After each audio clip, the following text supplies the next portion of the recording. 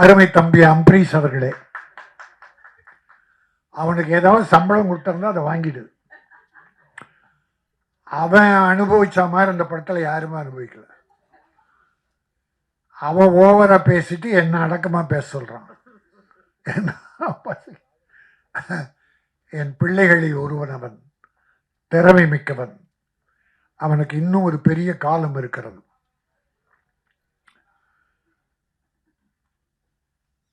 ஹீரோயினி 2 பேரை பத்தி பேசினாங்க.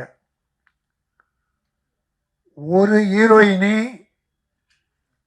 நாம எல்லாரும் சேர்த்து சுருட்டி கட்டி பாம்பேக்கு தூக்கி எறிஞ்சிட்டோம். அதை கொண்டாந்து எதுக்கு இந்த படத்தில் போட்டீங்க? ஏற்கனவே பூட்ட கேஸ் அது. அதை இந்த படத்தில் போட்டு அது கூப்பிட்டா வரல, அப்புறம் ஃபோன் எடுக்கலன்னா அது வராதது தான் உங்களுக்கு வெற்றி. இன்னும் அது சுமந்தாவோ சமந்தாவோ, யார் அது? சம்யுக்தா.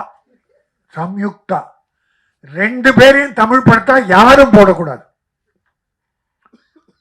நடித்த படத்துக்கே வரலன்னா இன்னொரு படத்தில் நடிக்க கூப்பிடலாமா?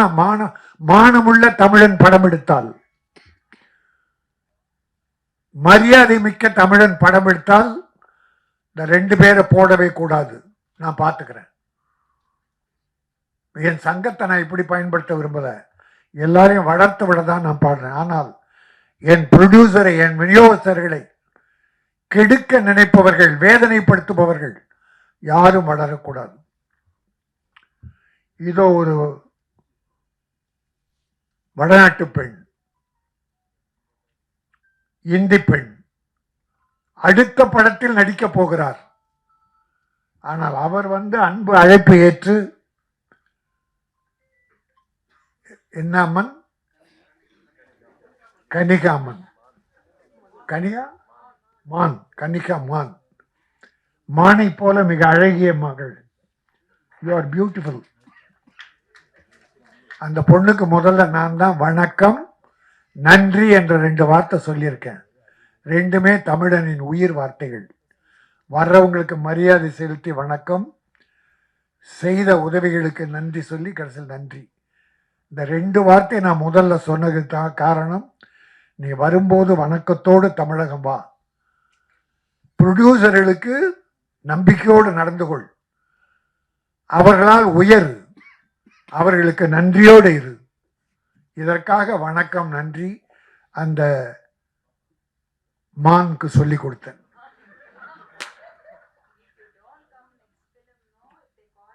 என் அருமை தம்பி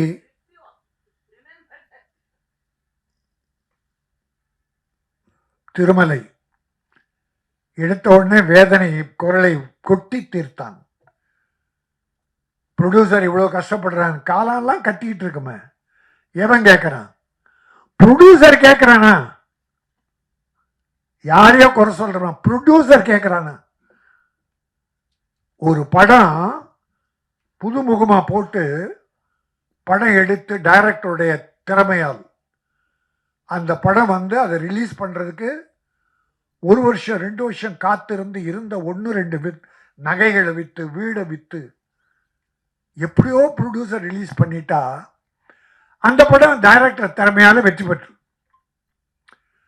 ஆனால் போற ப்ரொடியூசர் பூரா ஹீரோ கிட்ட போறான். அவன் இதுக்கு முன்னால ப்ரொடியூசருக்கு என்ன வேதனை கொடுத்தான், என்ன துரோகம் பண்ணா, அது என் ப்ரொடியூசர் தெரிய பார்க்கறது இல்லை. ஹீரோக்களுடைய ஹிஸ்டரியை தெரிஞ்சுங்க. ப்ரொடியூசரை வாழ வச்சிருக்கானா, அழிச்சிருக்கானா என்பதை தெரிந்து கொண்டு அவனை வளர விடுங்கள்.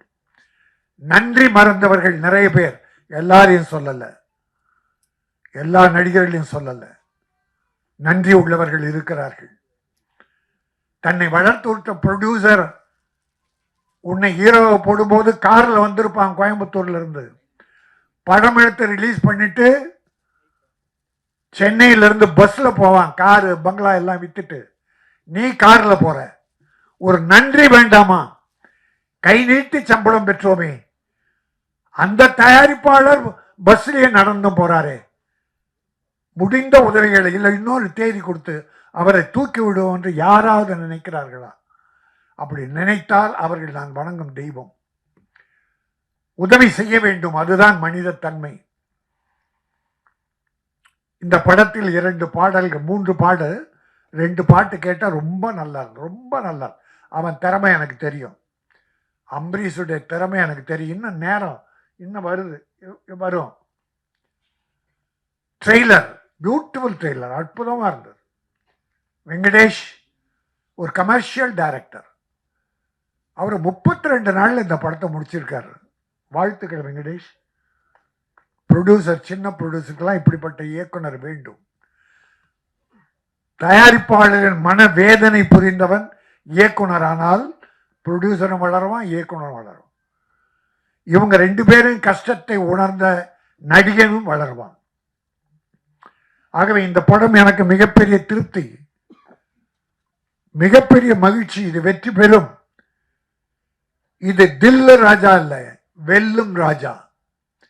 இந்த படம் வெல்லும், வெற்றி பெறும். அது மட்டுமல்ல, நம்முடைய சத்யா ஒரு ஆண் அழகன், ஒரு தமிழ் மகன்,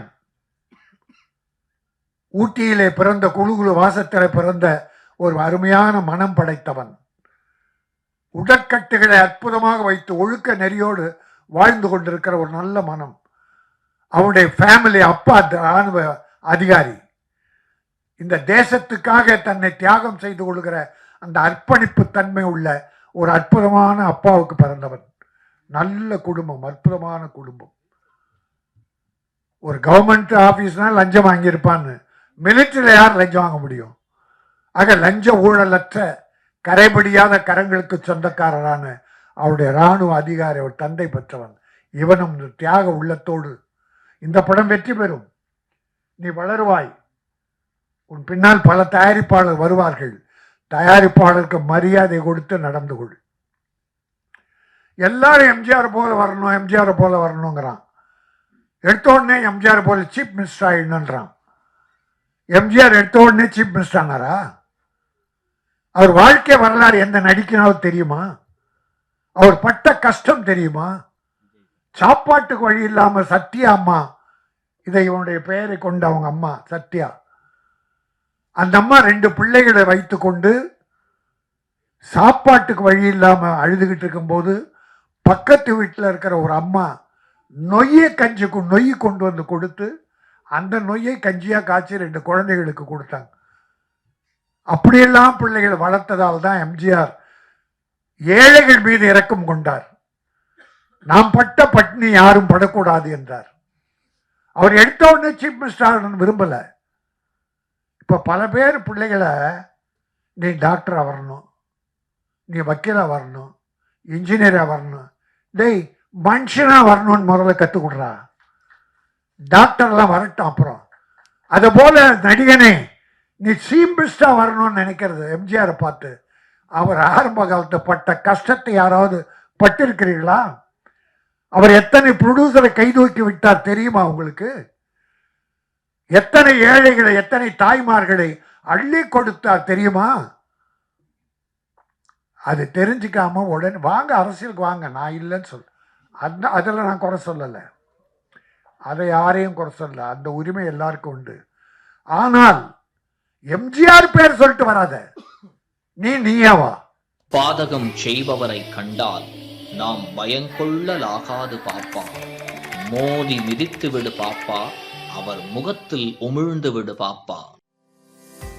அண்மை செய்திகளை உடனுக்குடன் தெரிந்து கொள்ள இணைந்திருங்கள் எம் நாடு தொலைக்காட்சியுடன்.